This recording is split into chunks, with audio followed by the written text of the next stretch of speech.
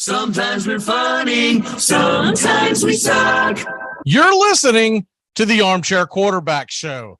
Please like and subscribe today. YouTube.com, Armchair QB South, home of the Armchair Quarterback Show, which airs live Wednesday nights, 7 p.m. to 8 p.m. Eastern, Saturday mornings, YouTube.com, Armchair QB South.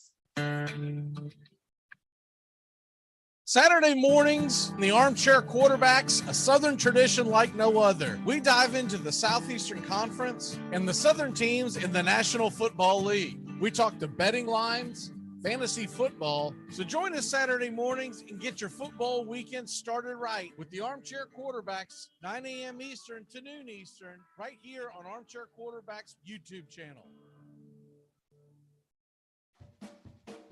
Hump Day on the Armchair Quarterbacks. Every Wednesday, Magee, Justin Waller, we come to you live, 7 p.m. Eastern, 6 p.m. Central, talk the world of sports.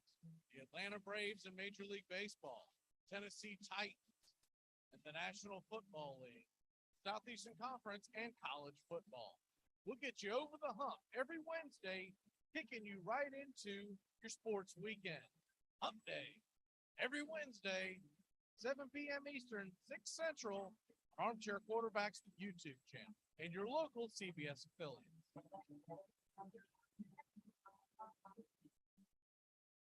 Take the scenic route in the new Hyundai Santa Fe, the family SUV with available H-Track all-wheel drive to help you travel way off the beaten path. Find new adventures together in Hyundai Santa Fe.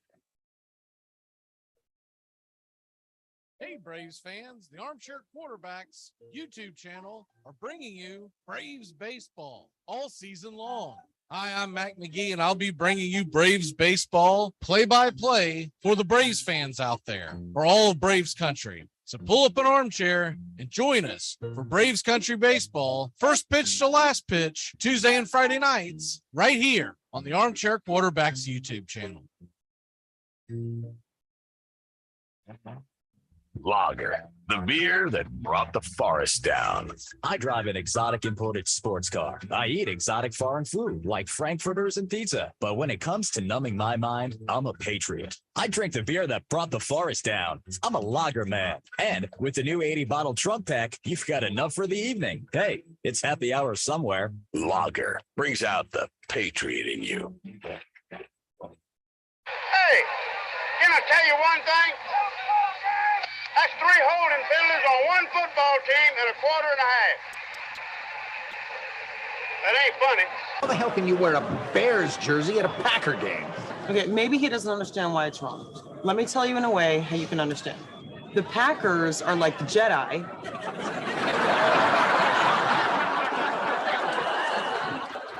And you're wearing a Go Darth Vader jersey. Oh, that's ridiculous. The Jedi don't play football. They play Manuku. Foreman, this is worse than when you wore the Air Supply t-shirt to the Aerosmith concert. Join the Armchair Quarterback Show for its 9th season. And this year, we're doing it all in one show. Saturday mornings, 9 a.m. Eastern to noon Eastern. We'll be talking college football, the SEC, the Big Ten, other big games of the day. We'll be diving into the National Football League, focusing on the Southern football teams and all the big matchups throughout the land, and doing it while covering the point spreads, the over-unders, the prop bets, fantasy football. We'll tell you who to start and who to sit, and everybody's favorite, the stupid underdog picks. We'll cover Major League Baseball all the way through October and beyond. It's the Armchair Quarterback Show, 9 a.m. Eastern to noon Eastern, Saturday mornings on Armchair Quarterback's YouTube channel.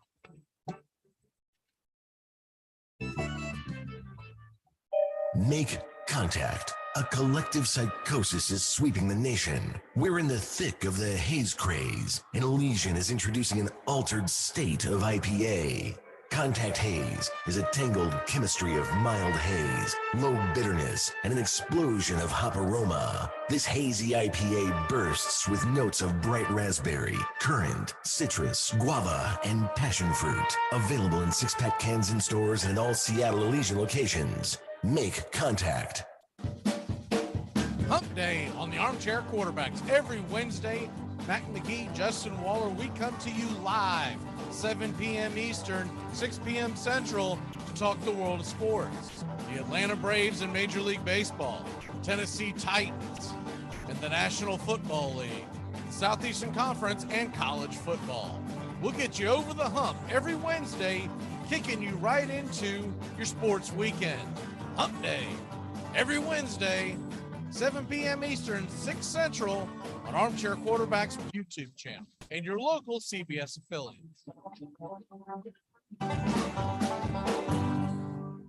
Make 2021 your year. Learn with purpose with the Great Courses Plus. You'll have unlimited access to enlightening, engaging, in-depth video and audio courses on hundreds of topics taught by incredible professors.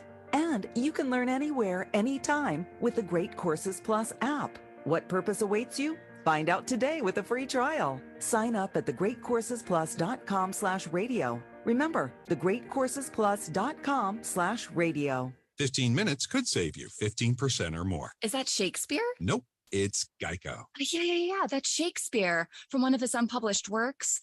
Oh, it be not for awakening. Nay, give it thou the berries. For 15 minutes could save you 15% or more. No, it's from Geico, because they help save people money. Well, I hate to break it to you, but Geico got it from Shakespeare. Geico. 15 minutes could save you 15% or more. Join the Armchair Quarterback Show for its 9th season. And this year, we're doing it all in one show. Saturday mornings, 9 a.m. Eastern to noon Eastern, we'll be talking college football, the SEC, the Big Ten, other big games of the day. We'll be diving into the National Football League, focusing on the Southern football teams and all the big matchups throughout the land, and doing it while covering the point spreads, the over-unders, the prop bets, fantasy football. We'll tell you who to start and who to sit, and everybody's favorite, the stupid underdog picks. We'll cover Major League Baseball all the way through October and beyond. It's the Armchair Quarterback Show, 9 a.m. Eastern to noon Eastern, Saturday mornings on Armchair Quarterback's YouTube channel. But, you know, I want to say one thing in all seriousness. I feel sorry for you people that don't drink. I mean it, because when you wake up in the morning, that's as good as you're going to feel all day. Armchair.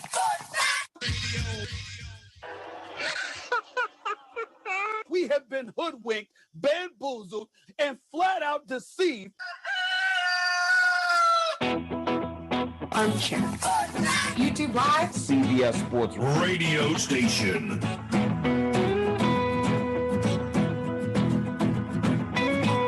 The radio station you can call your own. Do you know what listeners like about our station? It's everything. I like everything. It's always on my radio.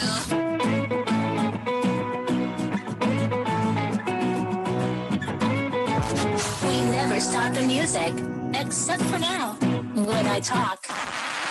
You're listening to the Armchair Quarterback Show. We're here on CBS Radio, YouTube Live, the Armchair Quarterback Show, your first choice for Southern sports talk. Good afternoon, Mr. Justin Waller.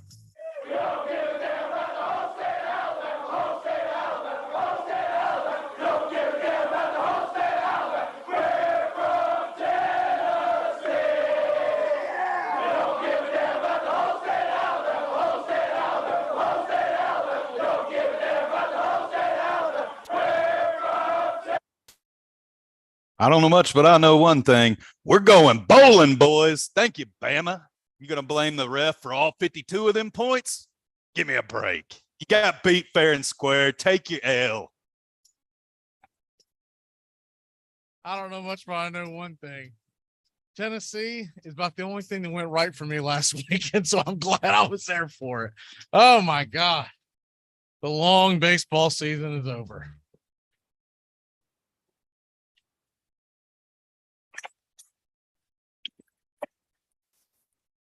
Armchair.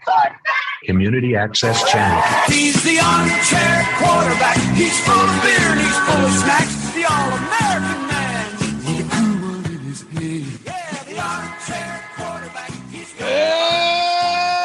Howdy, hi, and how the hell are you? Welcome to the Armchair Quarterback Show. I'm Magee sitting alongside Justin Waller, a very happy and victorious University of Tennessee fan, Justin Waller. Waller, how the hell are you, sir? Man, I forgot what this feels like. Like, that was one for the ages. Thank you.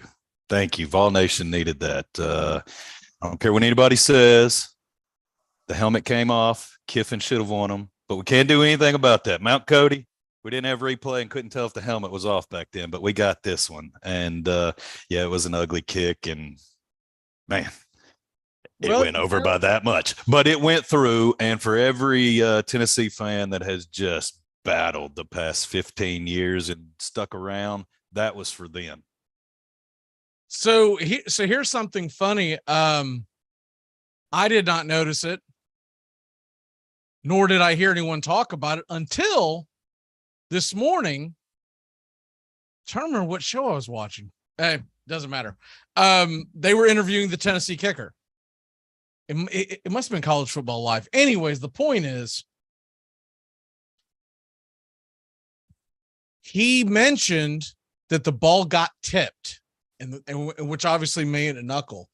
I thought he just, hell, man, kicking field goals are hard. You ain't got to tell a Florida State fan that. I just thought I looked at it as screw it. I don't care how it got through. It got through. I kept hearing people say, well, it knuckled through and they got lucky and what. I'm like, dude, the thing went right down the middle. But he mentioned, and I did not notice it in real time, the referee staying behind there doing this number, indicating the balls got tipped. That way, if something happened and a rule was broken, it's the same thing that goes on for if a pass gets tipped, right? So I found that interesting. They've been talking about it quite a bit on the SEC network. I've been, reliving it, watching it. What was it? 2006? Was that the last year? Yeah. And 15 calendar years. This was the 16th meeting, and then we haven't lost. We've lost 15. So yeah, that'd be 2006 because this is the 16th meeting, and we finally won the 16th. Not that it's the 16th meeting we've played, just it's the 16th meeting since we won, and we finally pulled it off. Right. So we lost 15 consecutive years. Right, yep. 2006 was the last W. They've won every one since 2017. So that, yeah. And to my knowledge, this is the first win against Nick Saban. Yes, it is. Because I don't believe we played LSU regular season in the SEC championship game. And when he won that SEC championship with LSU, I don't think we've played him and beat him since. That's a very good question. I can't think of a win. Well, it hasn't been against Alabama, and we didn't play the Dolphins, and yeah, I do not remember one with LSU earlier in that season. And I know since that SEC championship, we haven't beat it. Trying to slow down that Tennessee offense. So I would at least take Tennessee in the points. We'll see about that. I mean, it'll be interesting. Hooker and Hyatt had a heck of a day, but the main takeaway for me is they did that without Cedric Tillman.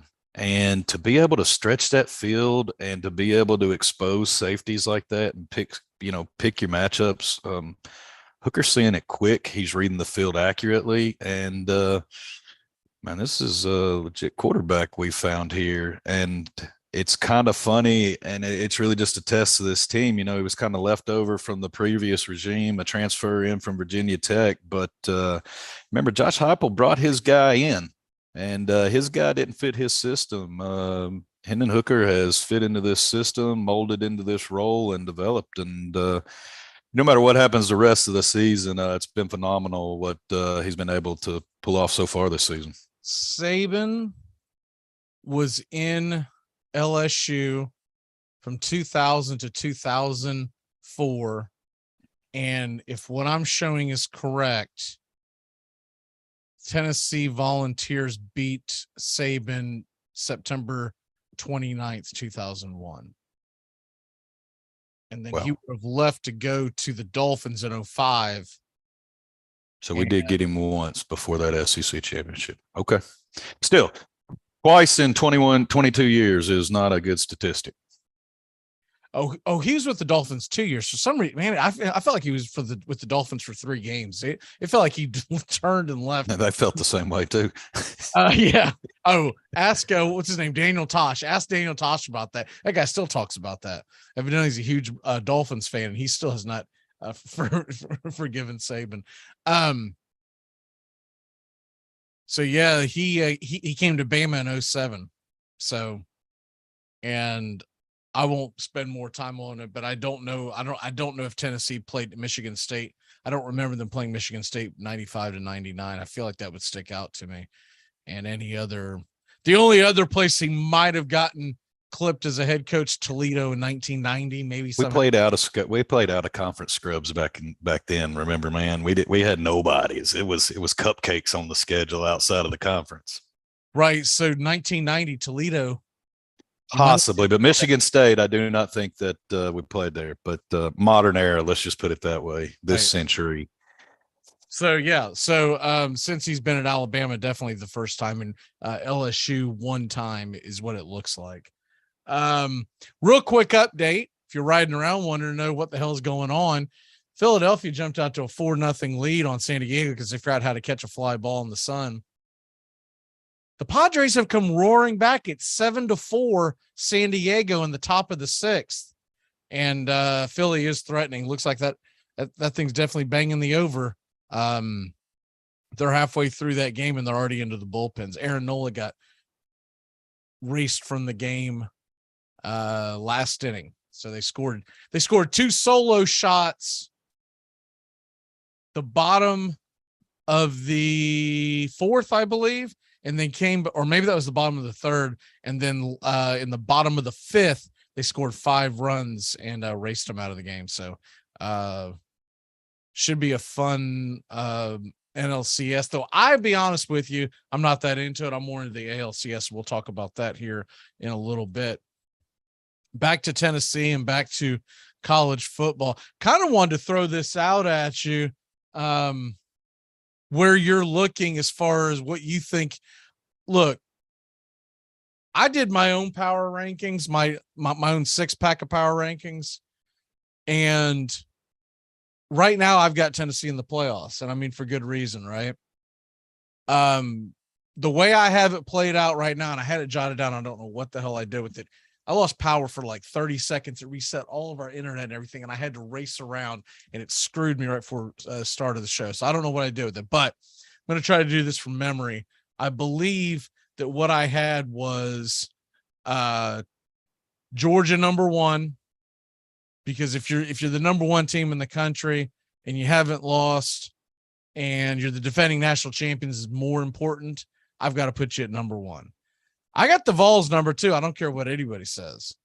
And I haven't even looked at this week's rankings because I wanted to do this without knowing their actual rankings. I'm pulling them up right now. I want to see if I'm even in the – okay, well, mine aren't too different. So I've got Tennessee #2. I've got Ohio State 3. I've got Michigan 4, who's been very impressive. Clemson is 5 in my book because they're starting to play better football. And that Florida State Clemson game, if you didn't watch it, it wasn't as close as the score indicates. They really put a throttle on Florida State. Florida State, I do believe, is vastly improved.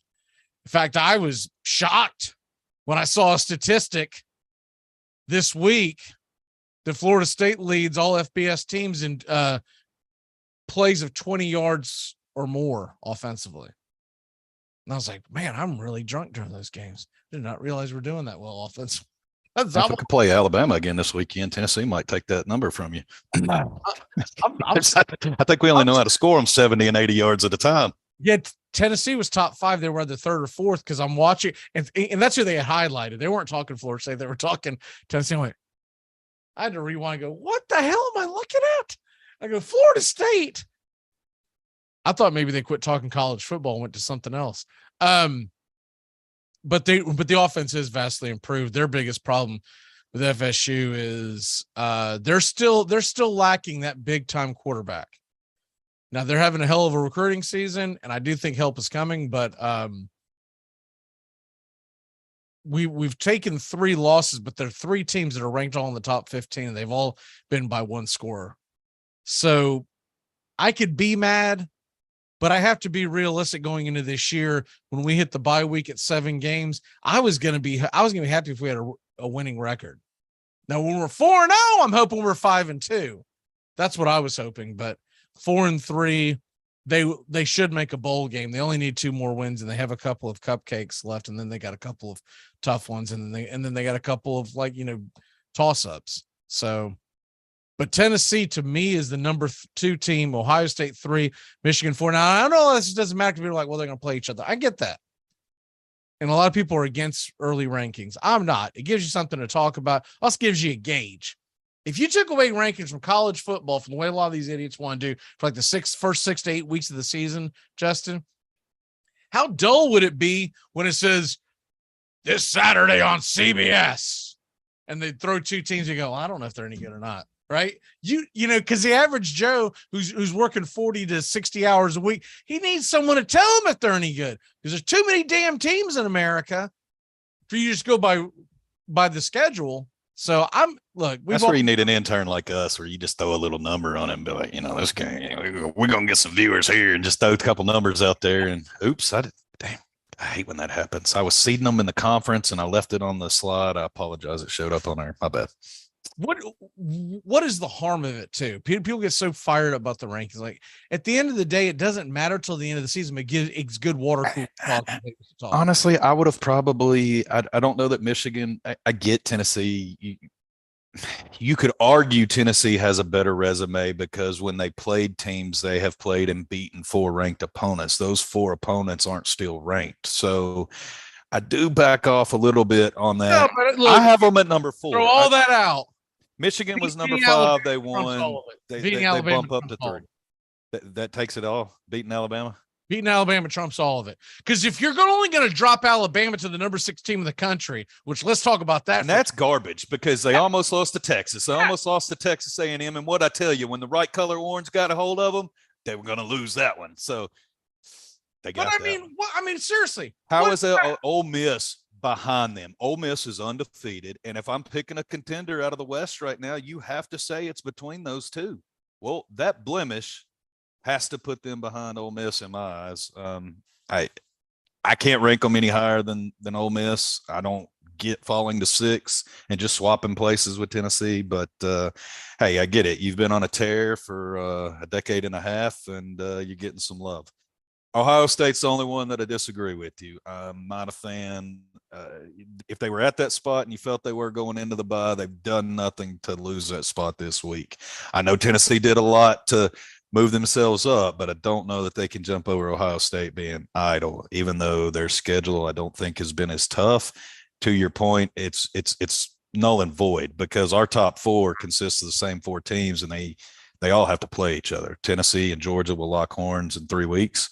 2.5, and Michigan, Ohio State's the end of the season. I don't know if is that the last week, or did they move it to Michigan State, or is it still the end of the year? But I know it's sometime the last 2 weeks of the season traditionally.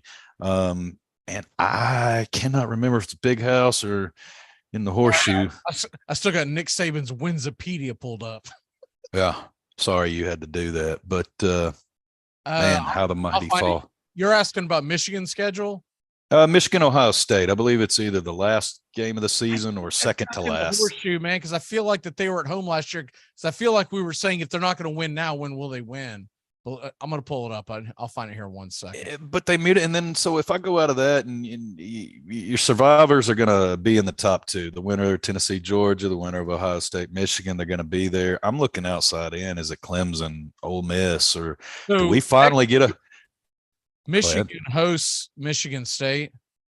They're already putting that as the ABC night game, and I'm like, bruh, can we not find something better than that? Michigan State's awful. Yeah, final game of the season at Ohio State in the Horseshoe. Yeah. And that's probably going to be for all the roses. Well, at least for the East. What Michigan has done so far of note. They mauled Penn State last week. Any of the other wins, you can poke holes in it, but they are undefeated and they are tough Big Ten teams. Their out of conference schedule was garbage. UConn, Hawaii, and Colorado State. But I will say this, they did handle all of them. It wasn't like they struggled.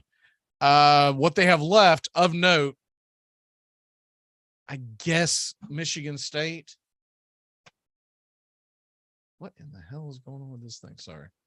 I guess you could call Michigan State a potential. I mean, you have to, because that could be a block punt return for a touchdown for an upset win. You just never know in that rivalry. Bad this year, but it's also in the big house, so I don't even look at that as. And they got the week off to prepare, so they've got no excuses. It's Taylor Lewan got eligibility. Can he slide over to the Although Spartans? If you take a week off, your bats can get really cold, and a bad Phillies team can get you. So you never know. Rutgers, Nebraska. The last two games are going to be actual, and I cannot believe I'm saying this. The week before Ohio State, a number 18 Illinois squad is traveling to the big house. So I have not watched Illinois play football. I would be lying if I said I did. But I do know that they play. You know who they seem like to me? Illinois seems like Iowa East, because they're kind of a dull, hard, smash mouth built football team, and they're winning a lot of low scoring games. Like, check this out. A couple of weeks ago, we were laughing about this one on the show, but they hosted Iowa, and I got the under and cruised to it. Total points, 15 points in that game, 9-6. Snooze fest. But they did handle Minnesota, who was playing really good football. So their only loss was the beginning of the season at Indiana. So that could be an interesting game, but we'll know more about Illinois. They played Nebraska their next game. Damn, it's like everybody has a week off this week.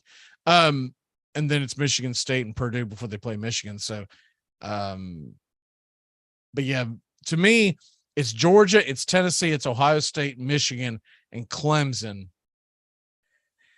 And if you're asking me who my number 6 team in the country is, I've got to put Ole Miss there. And I'm not putting Alabama there. Ole Miss is undefeated. They're going to play Alabama, so it's not like I'm screwing over Alabama, right? Because you're going to play each other, so it doesn't really matter at the end of the day. But if you're asking me at 7:21 Eastern on October 19th, the number 6 team in the country is, give me some Ole Miss. And if I'm going number 7, dude, I have been impressed by UCLA. I was just about to say they could be my number 6. I know Washington and Utah don't get a lot of love, but they won both of those games. Beat Washington by 8 and beat Utah by 10. So they've got a good big test against Oregon this week and then Stanford next week. But UCLA's looking good. That offense is clicking, and Chip Kelly's got them playing some good football. And the other thing is Clemson better beware after playing a couple of physical games last few weeks. Excuse me. They play an undefeated Syracuse this Saturday. Syracuse is a good looking team, but look at the back end of that schedule. I don't know how they make it through it. It's almost a paper tiger we're looking at right there, because what they've done so far. You can be impressed by the NC State win. Yeah. They play really good defense. They're basically Illinois or Iowa they can move the ball a little better, not by much, but a little better. They have at Clemson, Notre Dame, at Pitt, home against Florida State, at Wake. Yeah, Syracuse isn't going to run the table, but they could upset the apple cart this weekend for the playoffs. And if they beat Clemson, it would take a lot to put an ACC team into the playoffs. And Clemson better be careful because bad job by ABC, but they got it as a noon game, and that is usually when you can sneak up on a team like Clemson. Catch them half awake, coming in there. I would even have to have it circled as upset alert if that game was in Syracuse, because we know that Syracuse has gotten Clemson a few times. But the ACC will be in trouble, and someone like TCU might be the team that sneaks in there. If you look at their resume and what they've pulled off in Oklahoma, Kansas. I know Kansas got knocked around last week by Oklahoma, but up until that point, Kansas was playing some very good football. It's something I never thought I would say. Oklahoma State, number 8 in the country. They went to a double overtime. They pull it out. They play K-State this week. And then they got the stretch run of at West Virginia is going to be tough the first weekend of November, but you get that. You got Texas Tech, Texas, Baylor, Iowa State down the road. TCU sitting there. Now that you actually have a legit championship, maybe they work their way into it. It's going to be interesting to see if the ACC falls out, if you get a double up, or if you get because what does a one-loss Michigan or Ohio State team? If we end up with a one-loss Ohio State, Michigan, Alabama, a Tennessee, or a Georgia, or an Ole Miss, I mean, what are we going to do? Just have a 2-conference championship? Yeah, the expanded roster can't get here quick enough. It honestly could happen. I mean, we could end up, let's be honest, we could end up with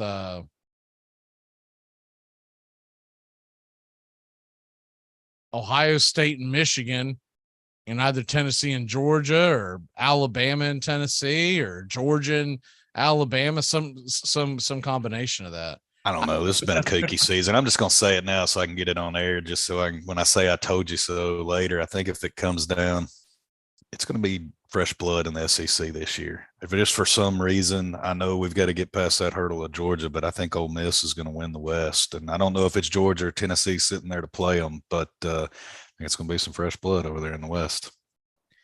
You know, obviously I'm leaning Tennessee, Ole Miss, because I want to put that whipping on Kiffin. A wild prediction beginning of the year, but I picked Tennessee to make the playoffs and beat Georgia. And at the time on the kickoff show, it looked a little wild. And I know they still got a long way to go. I didn't envision a way that they could make it without beating Georgia out. So I had Georgia out of the playoffs. I might be wrong. Georgia and Tennessee might be the 2 SEC teams that go. And I've honestly played out that scenario. You know, if you look back through the years, it's a weird one where the weird quirks happen when the road team travels. Road team has kind of been an upset in this series. So there's been years Tennessee's been dominant. Georgia brings a team up to Knoxville and just out of nowhere puts a thumping on us. And same thing happens between the hedges. So, I mean, Dobbs nail boot. Did anybody think that we were going to be in that one? I know. I honestly, as a Tennessee fan, I didn't think we'd be in that game and to have a chance at the end to win it. And then for Georgia to return the favor the following year. I mean, it just goes back and forth like this. So I don't know what to expect. My gut says Georgia will probably get the regular season. But, you know, as we've seen in the SEC, that's actually might be a blessing in disguise, because if Alabama wins out and Georgia can handle them, then, well, there you are sitting at number 4. So I don't know that I don't want to play Alabama twice. I don't want to chance that. We get in the playoffs and, hey, I'll take any of them on. But I don't like the double ups. And if there's a way to avoid it, I'd like to see it.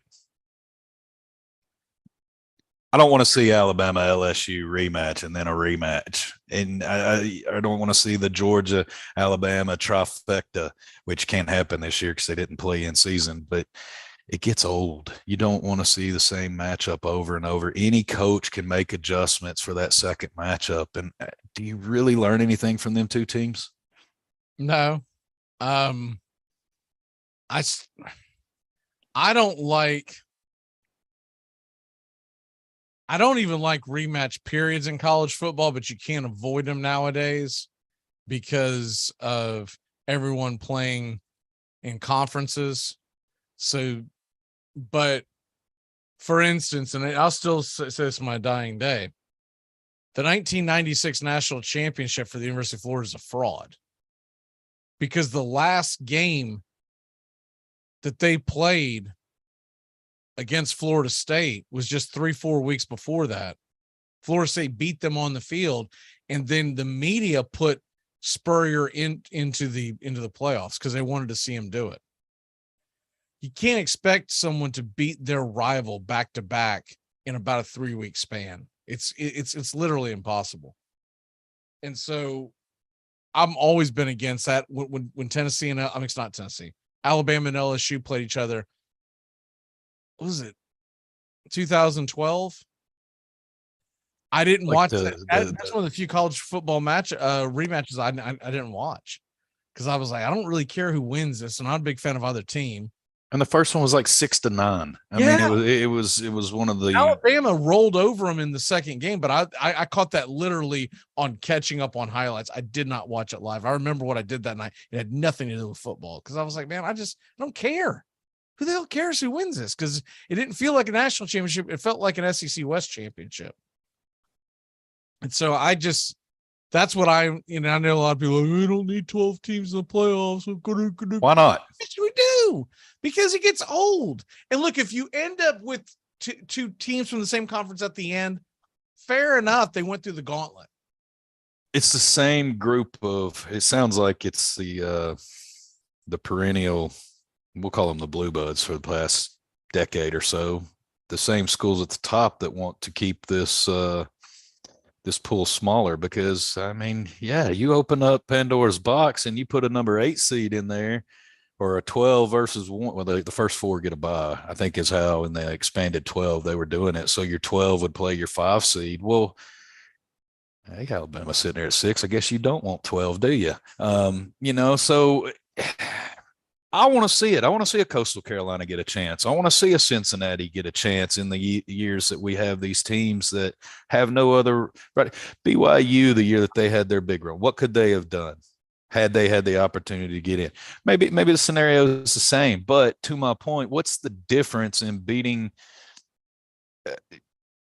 playing some no-name bowl game or playing a lesser opponent to get you to there? How are you going to get ready, Alabama, Texas, Ohio State, and these big rosters that pump up the NFL talent? How are they going to play 18 games the next season when you can't handle 13, 14? I'll tell you what, I know I've been beating the drum on this for a few years now, but when we get to the 12-team playoff, it sounds like it could be sooner than later.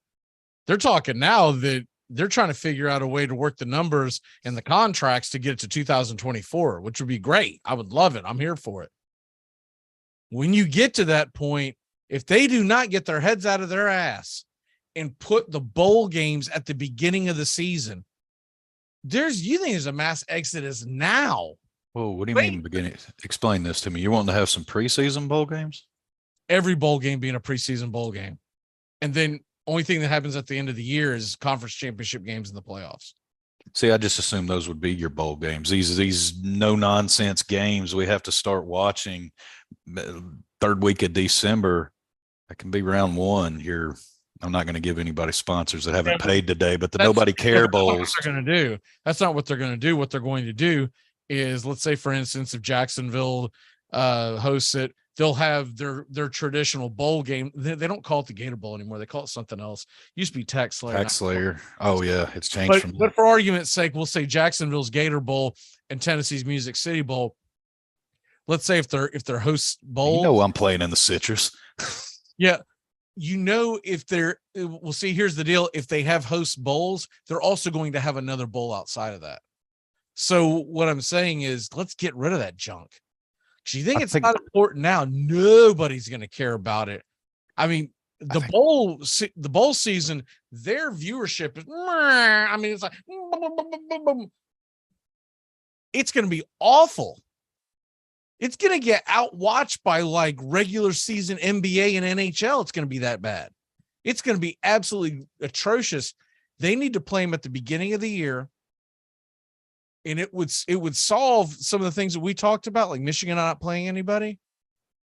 Michigan gets invited to play in a bowl game beginning of the season, and let's say they play, we'll say USC. Well, the hell, that's a lot of intrigue beginning of the year when we're normally at Snore Fest. I've been saying this for a few years, and I think it should be Labor Day weekend, and just have a massive bowl game. And if you don't get invited to a bowl game, what you've been told is, well, you might want to tighten it up a little bit. And you know what? Even if you don't get invited to a bowl game, the teams that don't get invited, because you would probably leave that window open, you could easily come to an agreement to play each other. How many bowl games you think we're contemplating here? 10, 15, 20? Oh, I'm talking about 30 bowl games. I'm talking about the top 30 teams. So you need top 60 teams invited. And I think what people would find out in places like what's called the Music City Bowl, we'll say Jacksonville, we'll just call a random bowl, like what's the one out in San Diego, the Holiday Bowl. They're going to find out that they think they get a good turnout in middle of December, Labor Day weekend, San Diego, California. Can I talk you, Justin, into going out there and watching them play? I was about to say Texas, but they're in the damn same conference by then. Can I talk you into going out there and checking out the Vols crashing heads with Ohio State in the San Diego, whatever you want to call it, bowl, the Snickers, satisfies you bowl, whatever you want to call it?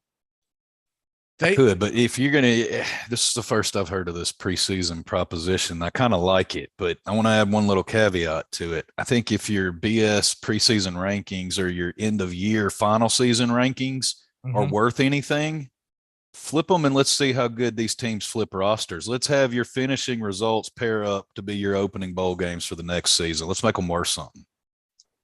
Yeah.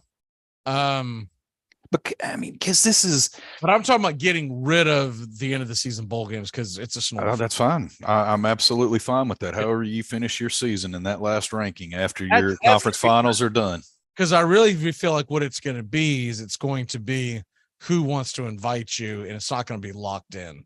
Now, you'll probably eventually get some of that. You'll probably get, hey, in 2023, the LSU Tigers finished 4th in the SEC West, so they're going to square off with the team that finished 4th in the ACC Atlantic, right? And you might get that down the road. But initially, let's just get – right now there's 30 to 40 bowl games as it is. Let's say we'll take 30. It'll probably would grow to 40. We'll just say if it's 30, and let's get the best 30 teams playing. And the ones that don't get invited that first week, they'll all know to leave their schedule open. Get it in stone really quick, because I'll tell you something else that you know how they always talk about the NFL and MLB always try to own the entire calendar, right? There's always something going on. Tell me you wouldn't pull up and grab yourself a cold beer sometime in March. Maybe they do it around the time of March Madness, where there's also a selection show for the bowl games, or an announcement, right? Just put your bowl games right there and get rid of these crappy spring games. Just saying, more football can't hurt, but you are going against baseball, so scratch that idea. You don't really want to do that anyways, because you can't have you get hurt in the off season. I know, Mac. Well, plus that game can't mean anything in April when the season's not playing until. But there's bag money now. It can mean something. It can mean something like that, but it's not going to mean anything on the scoreboard. I mean, you would, no, that would be a disaster. But I'm just talking about getting out there and getting folks fired up for the beginning of the season, because opening weekend would have a brand new meaning to it. Because right now it's kind of boring. You'll go, oh, cool, there's 3 games. That's it. Oh, so week 0, we would actually know what it means now. Okay, yeah, I'm in. And something else, you would look forward to it. You wouldn't go, dude, I wish my team was playing somebody. Well, I guess I'll watch like Florida State LSU. That's what I'm looking forward to, because my team, who I was about to grab Michigan, but I don't remember who they played. But I don't think it was a big game. But if you're a Michigan fan, you'd be sitting there going, first weekend. Maybe I'll play some golf because I don't really care if they beat Toledo State by 60 or 70. But if you know the first game of your weekend for a Michigan fan, first game of the year is now going to be a tussle against Ole Miss. I mean, and the TV ratings would be redonkulous. And it's the weekend. Here's the kicker. It's the weekend that everybody has off, and it's the weekend before the NFL begins. I think you should just let the coaches pick the bowl games. Just be like, get up to the microphone and call your shot. And I'm talking about starting the whole thing on Thursday. Have it Thursday, Friday, Saturday, Sunday, and you could tail it off on Monday. I mean, it would be phenomenal. New Year's Day would no longer mean anything. You'd carry more about you probably had the big mamma jamma on Sunday night, and then still have a pretty damn good game on Monday night. And then you step out of the way that next week, a lot of it's going to be either off weeks or it's going to be you're playing some weaker games. The teams that didn't get invited would start their season, so maybe they'll play each other. And you're getting out of the way for the NFL anyways. So I've been beating that drum for a long time, man. And I don't understand why they don't see why it doesn't, I just thought there would be more value in the sponsors would want to host a playoff game. That's why I thought we would get a large expanded 16. Right. But eventually you'll go to 16 games. They'll put the top 20. I mean, this is once the snowball starts, it's going to get more and more, but I mean, you're going to have different sites, but the bowl games will still be there, because if they signed a 10-year deal for Hoover Vacuums, right? The Hoover Vacuum Bowl signed a 10-year deal a couple of years ago. Well, they're going to honor that deal, and they're going to continue to have that game. So Tennessee, Nashville might host a playoff game, but then they'll also host a bowl game. That doesn't really help anything, because I want to get rid of the damn bowl games because nobody plays them anymore. Yeah, you would have to fight over your sponsors and all your money and your contracts there, but I would like them to mean something. Okay, so Music City Bowl gets to host one this year, kind of like they do with the top four. Tostitos will be the national championship this year, Rose Bowl next year. And it'll roll through the top. I think, what is there, 4 or 5 sites that run the national championship that they swap in between? There could be a few more, maybe 6, because I know that there are different ones that they roll through that will be that national championship, and the semifinals have their set bowl games, and those are going to be those. I just don't know why you don't start all those down and let the ACQB Armchair Quarterbacks Bowl in Birmingham or Mobile that's played on December the 12th be the first round, and you let those just start eliminating, because we don't need garbage bowls. I mean, we don't need to see this stuff. If you're going to do that, not anymore. Give me a product we're not going to see. Let me see some of these under these North Dakota, South Dakota states. Let's put me some big matchups in games and teams we've never seen before. Give me something interesting to watch other than just, I don't know, Hawaii and Rutgers, because who in the heck wants to watch that mess? I don't know if either team could even be bowl eligible, but.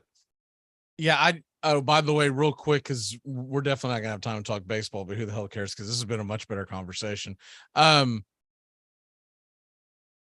San Diego's heading to the bottom of the 7th. They're coming out of the 7th stretch. They still lead at 7-4.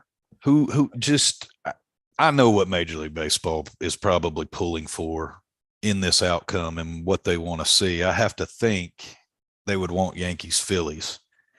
Well, they want Phillies versus, I think they could still, I know they don't realize it, but they could market Houston because they've been so good for so long. Right. The disaster would have been Cleveland versus San Diego. I was pulling for it, but I will take Houston, San Diego, just to give Manfred, it's more than a piece of metal, and take that, because I know what you want, Phillies, Yankees, and I hope you don't get it.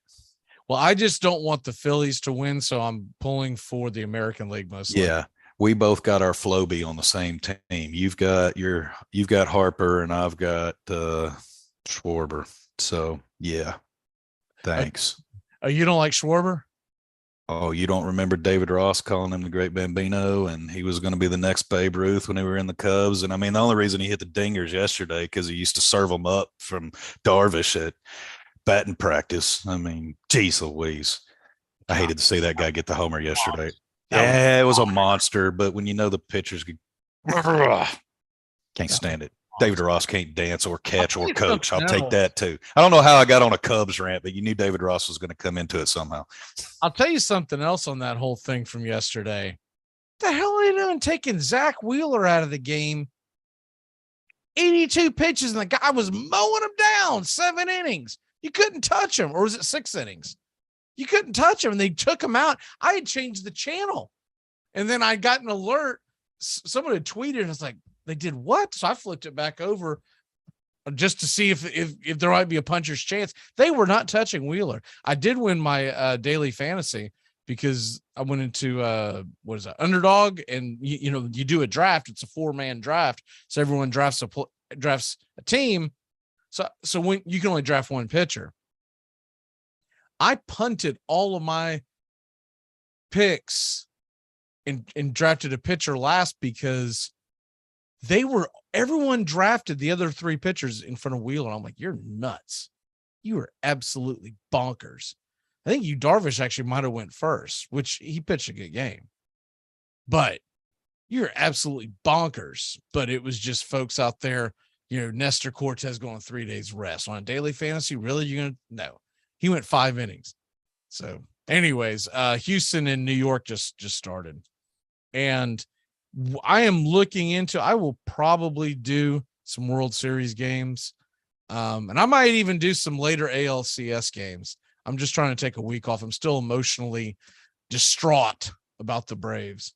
I'd be traumatized if Tennessee Volunteers didn't put me in a comatose coma Saturday night. Otherwise, I probably would have been in the fetal position. It kept me upbeat all week is Tennessee beating Alabama. It was like, and I know they're not my team; they're my second team, but still, been watching them for damn 30 years, and I don't know why, but I thought we had won a game in between these last 16 years. I thought it was like we did. 15. We did. It's when we kicked the field goal and Terrence Cody blocked it and took his helmet off, and we didn't get the rig kick. It was the penalty that wasn't called. We won the game. Yeah. That's the one you're thinking of. That is one of them that I thought. And that son of a gun, I think, blocked 3 kicks in that game. So I mean, the helmet is really minute, but I would have liked to kick it again, see if he could have blocked it the 4th time, because I don't think he could have. Big old, he probably would have. Look, yeah. He was ridiculous. You just got to put it up. Oh, never mind. Offensive linemen know how to block that. You just got to make sure he can't jump high. I thought this was an interesting bet today. The Astros were only minus 190 going into today. They're going off plenty of rest. And by the way, your boy Machado just went wham bam over the damn wall. It's 8-4, San Diego.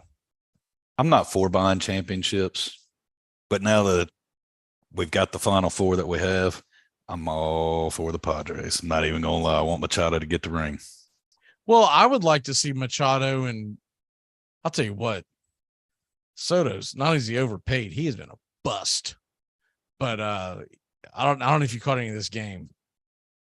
He dropped 2 balls. They only gave him 1 error out there in the second or third inning, whatever it was, when Philly blew up for the runs. The second one, I know technically you can't give them an error if they don't touch the ball. This is the National League Championship Series, and they just signed him to what was that deal? Like 400 something million, right? Mm-hmm. Did you see this play? I have not seen any of the game today. This is my mimic of him. Of course, he's a left-hander, so he's out there in right field, and the sun gets in his eyes, and the ball's coming to him, and he went like this. The ball falls like literally right there. I'm paying you $400 million. You're gonna try to catch that. You got to buy some sunglasses for $400 million. Oh, he had sunglasses for some reason. He still couldn't see. I guess they were all fighting sun blockers. But dude, you don't do this. What? Oh, I can't think of the name of the shows, but we're going to get him some of them 80s shades that had the like flip up vents, so you could have sunglasses with the vent shades. Yeah, there were runners on second and third.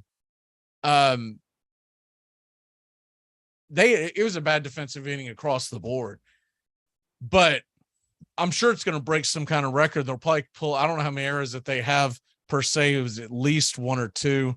But it might break some kind of record of a team giving up that many errors and that big of a deficit in the NLCS is still coming back to win. But I'm like, dude, you got to at least try to make the day. If nothing else, you got to make everyone think you're about to catch that ball. You got to stand there, and then when that ball falls, you go, okay, there it is. But I mean, he just hit his damn head. And April 12th, I get it, dude. Live to fight another day. Don't get knocked out. October 19th. Come on now. Let's go ahead and get into our pull up the scores here, the scoreboard, so we can do our 6-pack to go because we are coming up on time. We were supposed to talk a little football, and I had some belly ups, but I'll just punt those till next week because the show always goes faster than I think it's going to. Got you at 6-3 on the year. So good start. I know we've been very hit or miss because we haven't done so many shows because of different things going on. But you want to go first, or you need a second to pull things up? I'm good. I've got 2. I'm trying to leave some room for where I think you're going to go, but I'm not going to. This was just a give me, so I'm going to take it off the board. I got Ole Miss as a 2-point underdog, +2 at LSU. I'm taking that all day long. I think Ole Miss goes into LSU and handles the business, no problem. Okay. So you got Ole Miss. And I'm showing +2, but I go off the, like I said before. Whatever you got, I'll take it. If it's plus anything. ESPN scoreboard, which is powered by Caesars. They're only a +105 on the money line, but they're a +2 -105. I'm like, okay, well, that's not. I would probably go with the +2 then because if they do lose, it'll probably be on like a 2-point conversion. Yeah, I hadn't even seen that. You're not giving me enough to even bait me to the money line, so I'm going to go with the points there. I haven't had a chance to do a deep dive on these because I've been doing some damn work around the house this week. But the first one that jumps out at me, we were just talking about this team. How about I go UCLA getting a touchdown +6 at Oregon? That's a good game. Fox should have. Oh, never mind. Fox is probably doing Yankees Astros Saturday night, but man, that's a good game leading into it. That I guess that's probably the best game of the damn week. I was going to take that. Might as well be on a bye. Florida's on a bye. Florida State's on a bye, and the Braves are on a bye until early April. I don't know what the hell I'm going to do with myself on Saturday. I'm going to take Oklahoma State +6.5 at home. What time is that game? 2:30 or 3:30 your time. I see it now. OK State giving up 6. No, they're an underdog. Yeah, I'll take that. Is there some kind of injury that I'm not aware of? There's got to be. It'll be fine. Don't worry about it. Why are they as underdog at home? Wow. Oklahoma State's been good. Man, they're just coming off a big win. Did they have K-State last week? Or I'm confused on that. They lost to TCU, I believe. That's right. They dropped to TCU last week. That was going on the same time as the Tennessee Bama game because I had just gotten done with the Braves broadcast, and I had a really quick meeting to talk to the guy about next year. And anyways, got done, turned all my equipment off. I was racing out to put the television, hook it up outside because I wanted to watch the game outside. So we're finally getting some good weather here in Florida. Doing all this number. I just got it put together and sat down and got me a cold beer when the fourth quarter started. And you and I started texting back and forth. Yeah, don't repeat that. That's an off-limit text chain right there. Oh, that's right. That's not a friendly. That's not a crowd-friendly. Sorry, dude, like it was before. Okay, let me go with. Man, I mentioned this. Give me some Syracuse. plus 13.5. I'm taking it too. I mean, I'm reaching here on this third one. I've got an NFL one that I really like. So go ahead and take it off the board. What, the NFL one? Yep. Okay. Where is it at? Let me see. Damn, I knew that line was gonna drop. It's okay. I got a backup plan. Let me see here. You cleaned out. By the way, man, dude, Thursday night and Friday Monday night games have got to get better. They've got some just duds. Tomorrow night, Saints and Cardinals, both of them are 2-4. I don't know how you can do it, but if I were Prime, I'd say, man, can we flex this? What the hell's going on here? I'm gonna go with go to the. Oh, jeez, I'm torn. I'm taking New York. I just don't want New York.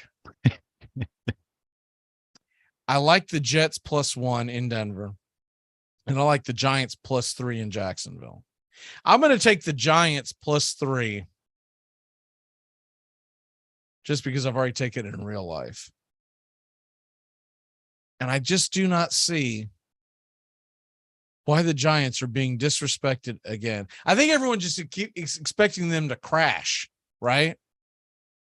But the Jaguars just blew a damn game they should have won against Indianapolis. So that's my number 3. What is your number 3? I'm going on a limb here, and I'm going to take the Steelers +7 at the Dolphins. Oh, wow. Okay. I like it. I don't know that they get the road win, but I'll take the 7 points. And let's see what happens.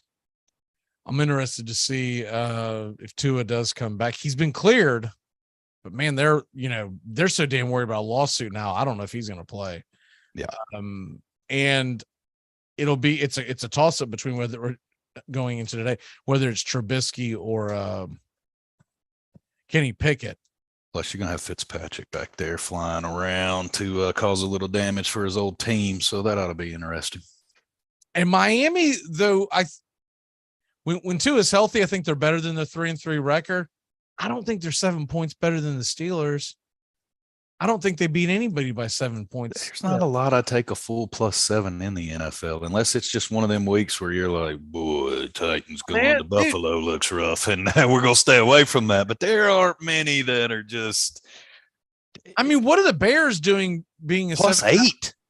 Yeah, what the hell is that about? Now, the only thing I can think of is maybe they think the Bears are going to trade their entire roster by Monday. So they're like, you know what? Now, I have been checked out today. The Bucks, I know Tom's got a little wishy-washy going at home. He didn't get traded back to the Patriots, did he, or something? Did I miss something over during today's work? Or the big debate in New England is if it's a Zappy ball or if it's Mac Jones. A lot of them really, of course, everyone loves the backup quarterback, but he's been on a roll, and they're big into Zappy. The rookie, I forget what school he came from, but I remember him in the draft, and they were talking highly about him. And once again, they let Bill Belichick get a hold of him. But before we leave out of here real quick, before we do our walk-offs and whatnots, Colts Titans. If I'm going to take one, if I were going to take, I don't tend to bet on the Titans, so I don't like to jinx them. But I think they'll cover that 2.5 point spread. The Colts are not 3-2.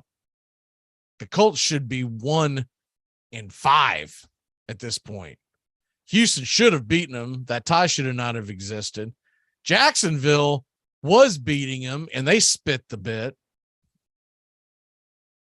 And they might be the worst team in the National Football League with a winning record. I'll put it that way. Denver, that game was absolute garbage. And I don't know how they mustered up enough points to beat Kansas City, but I think Kansas City just laid an egg. Matt Jones. Matt Ryan. He got the fountain of youth in the fourth quarter against Jacksonville, but other than that, he's not looked very good.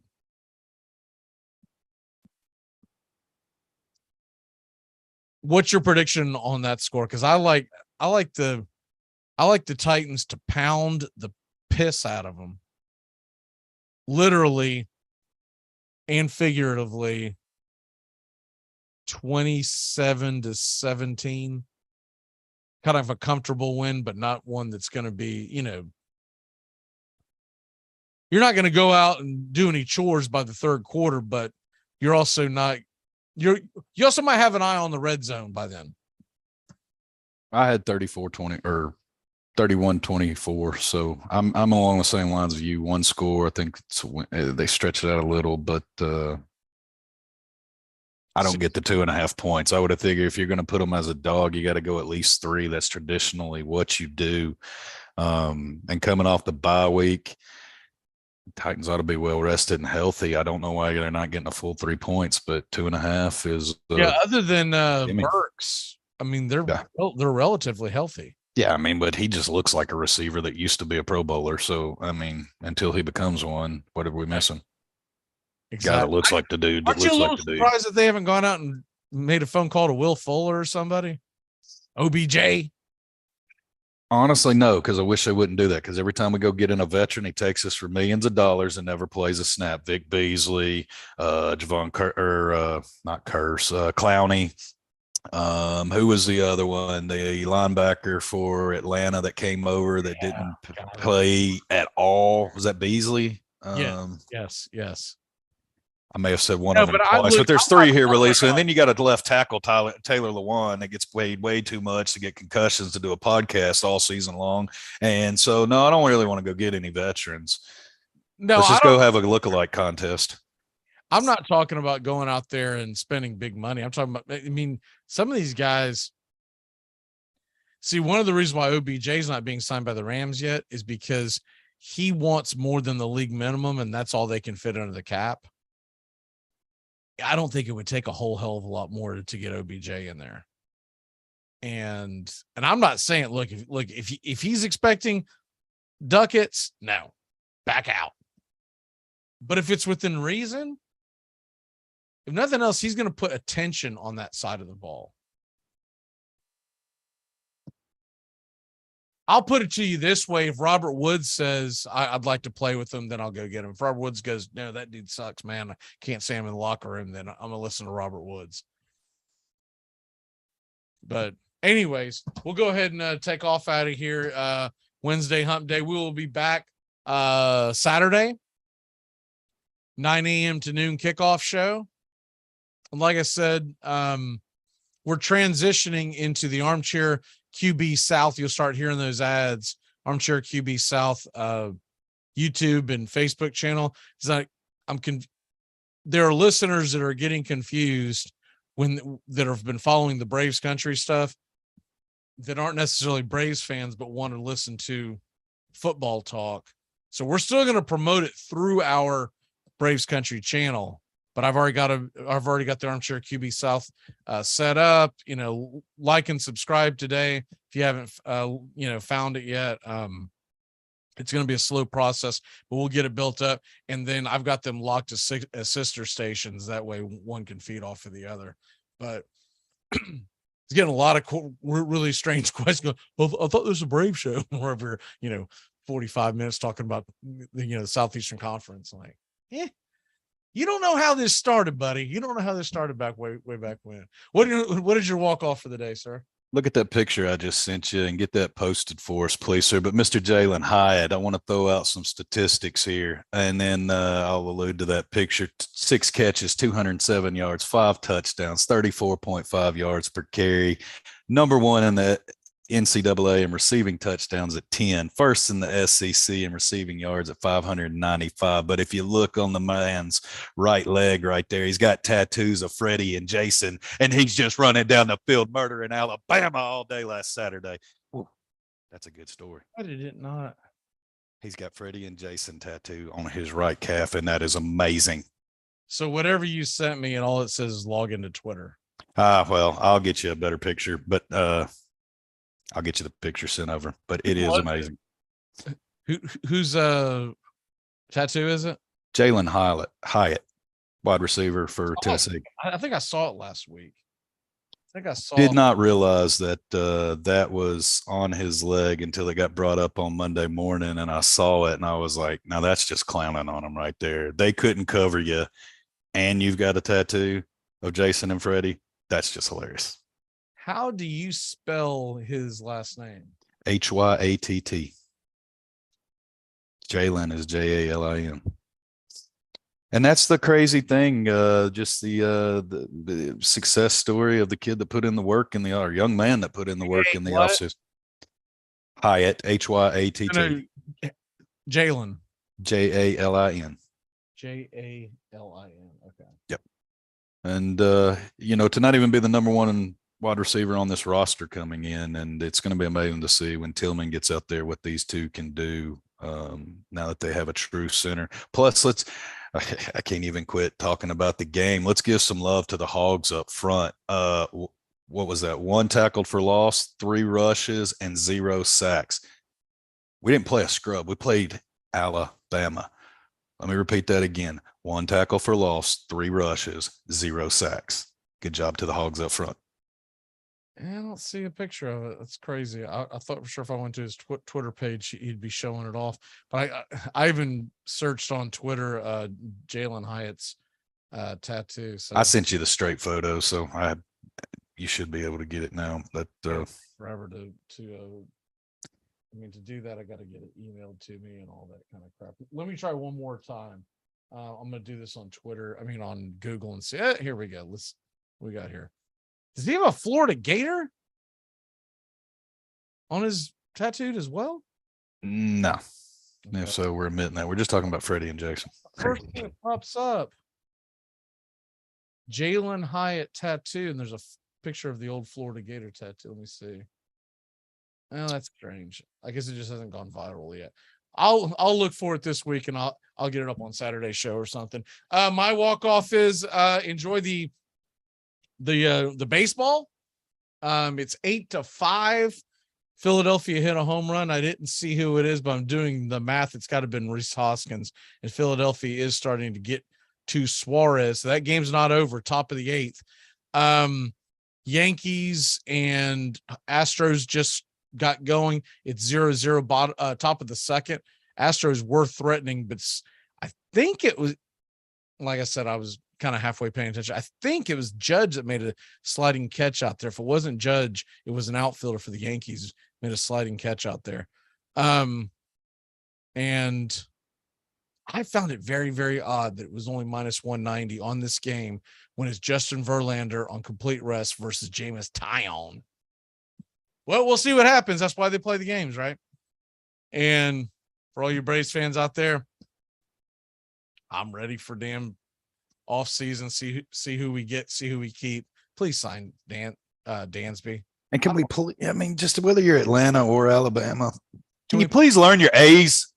Can you learn which one's which? Because if I hear Roll Tide when I'm rocking a Braves hat one more time, it might just pop off. That is one of the most maddening things on the earth, is to have either Go Braves, somebody throws at an Alabama fan, or Roll Tide coming at a Braves fan. Can we just get our A's correct? They are distinctly different. Well, it's not just that, but our A is just so much prettier than the damn Alabama A.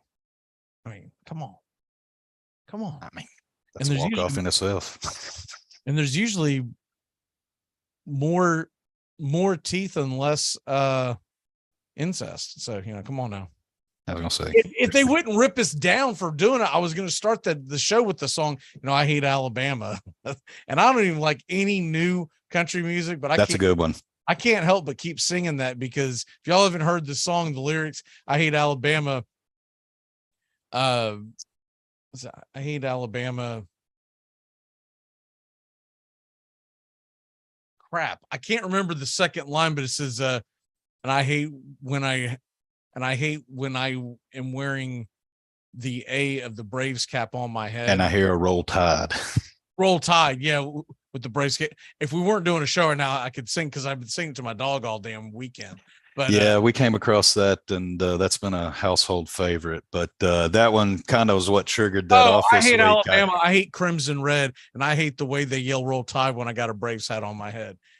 First time I heard the song, I didn't listen to it. I go, man, there's another damn song. I'm changing it. And then it stayed on, and I was like, wait a minute, that's actually pretty cool, man. That's pretty cool for. And I believe he goes into Gator Hater in that song as well.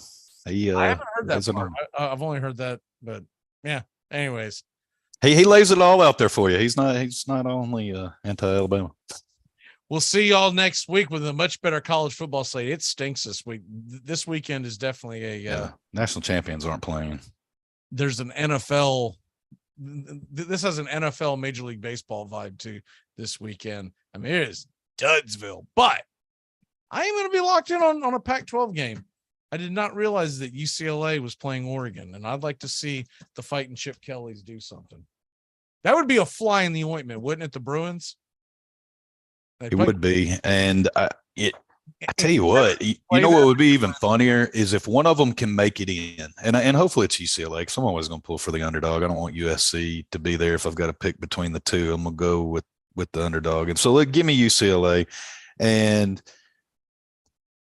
what's going to happen when the Big Ten, Ohio State or Michigan, has to face their former opponent in the playoffs, and they can just kiss their last championship goodbye because we know what happens with that LA money. Columbus doesn't have it. The Big House doesn't have it.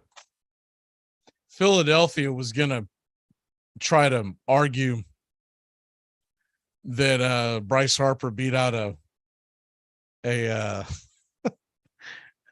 double play, and then they realized that Bryce Harper didn't even touch the damn base.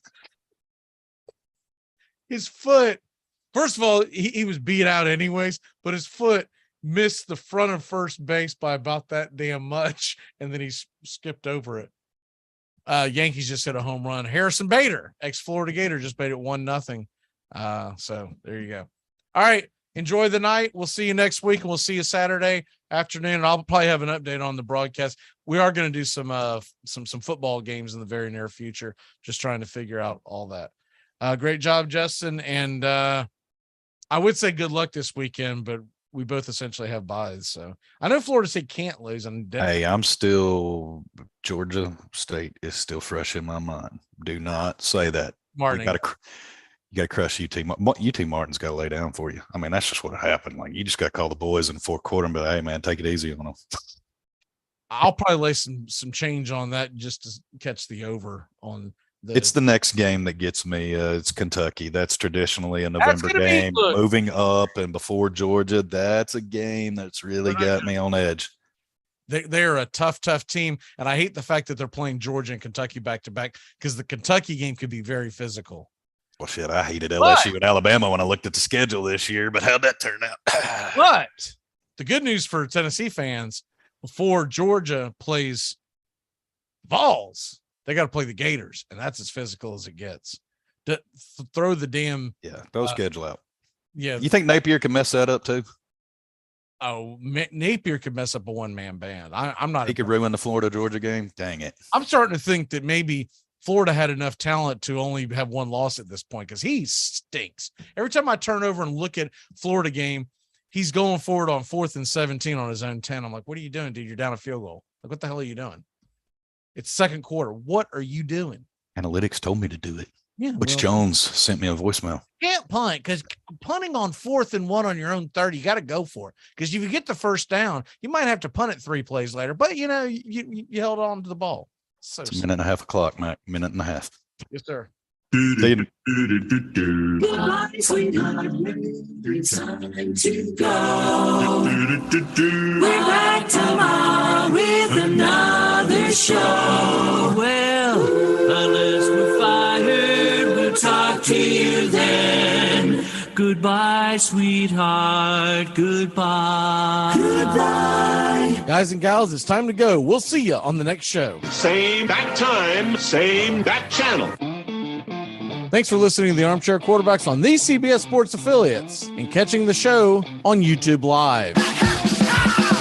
The Armchair Quarterbacks bring you Braves Country Baseball every Tuesday and Friday night, play-by-play with Mac Magee. Find Armchair Quarterbacks on YouTube Live today. Please subscribe and share and take us everywhere you go. The Armchair Quarterbacks, your first choice for Southern sports talk, live from the First Coast. Can I get another cigarette, please? Can I get another cigarette, please? Yeah.